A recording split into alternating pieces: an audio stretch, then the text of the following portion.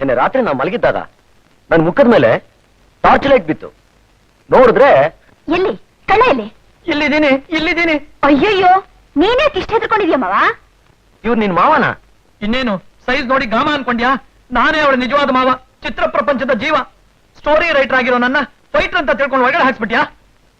I am sorry sir. Okay, ನಾನು ಕ್ಷಮೆಯಾಧರಿತ್ರಿ, ನಿನ್ನ ಅಪರಾಧವನ್ನು ಮನ್ನಿಸಿದ್ದೇನೆ ಮಿತ್ರ.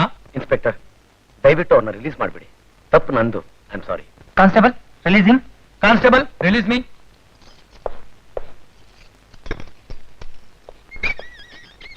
Thank you. ನನ್ನ ಟಾರ್ಚು ಬ್ಯಾಗು ತಗೋಬಹುದಾ ಸರ್? ತಗೊಳ್ಳಿ, ಇಲ್ಲಿ ಸೈನ್ ಮಾಡಿ. ಏನ್ ಅಗ್ರಿಮೆಂಟಾ? No argument. ನೀವಿನ್ ಹೋಗ್ಬೋದು. Thank you sir. All right, ಈಗ ನನ್ನ ನೀವು ಹೋಗುವಂತ ಇದ್ದೀರಾ. ನಾನು ಜೈಲಿನಿಂದ ಹೊರಗಡೆ ಬಂದಿದ್ದೀನಿ. ಇದರ ಪರಿಣಾಮ ಏನಾಗುತ್ತೆ ಗೊತ್ತಾ ಸರ್? ನಾನೊಬ್ಬ ದೊಡ್ಡ ರಾಜಕೀಯ ಲೀಡರ್ ಆಗ್ತೀನಿ. ಹೇಗೆ ಗೊತ್ತಾ ಸರ್? ಕಳ್ಳ ಮೊದಲು ಕಳ್ತನ ಮಾಡಿ ಆಮೇಲೆ ಜೈಲ್ಗೆ ಹೋಗ್ತಾನೆ. ರಾಜಕೀಯ ವ್ಯಕ್ತಿ ಮೊದಲು ಜೈಲ್ಗೆ ಹೋಗಿ ಆಮೇಲೆ ಕಳ್ತನ ಮಾಡ್ತಾನೆ. What an idea, what an idea. Thank you very much sir. ಒಂದೇ ರಾತ್ರಿ ಎಷ್ಟೊಂದು ಐಡಿಯಾಗಳು. ಹೇಗೆ